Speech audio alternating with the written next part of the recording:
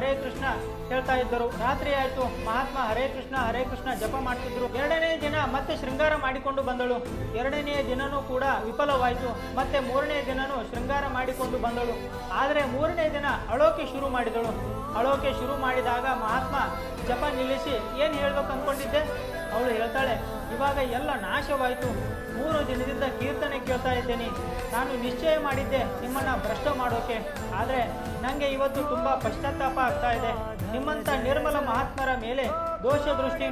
ಭಗವಾನ್, ನನ್ನ ಉದ್ಧಾರ ಹೇಗಾಗುತ್ತೆ? ನಾನು ನೀಚ ವೈಶ್ಯ ಇದ್ದೀನಿ. ಅವ್ರು ಹೇಳ್ತಾರೆ, ಹರೇ ಕೃಷ್ಣ ಹೇಳು, ಇದರಿಂದ ನಿನ್ನ ಉದ್ಧಾರ ಆಗುತ್ತೆ. ಅವಳು ಅದೇ ದಿನದಿಂದ ಪರಮ ಭಾಗವತ ಆದಳು.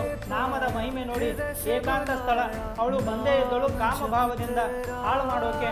ಅಲ್ಲಿ ಭ್ರಷ್ಟ ಭಾವಕ್ಕೆ ಪ್ರಶ್ನೆನೇ ಇರಲಿಲ್ಲ. ವಯಸ್ಸಿನ ಸಾಧು ಇದ್ದ, ಸಮಯ ಬೇಕಾಗಿರಲಿಲ್ಲ. ಆದರೆ ನಾಮ ಜಪ ಕಾಪಾಡಿತು. ಶ್ರೀ ಹರಿವಾಂ.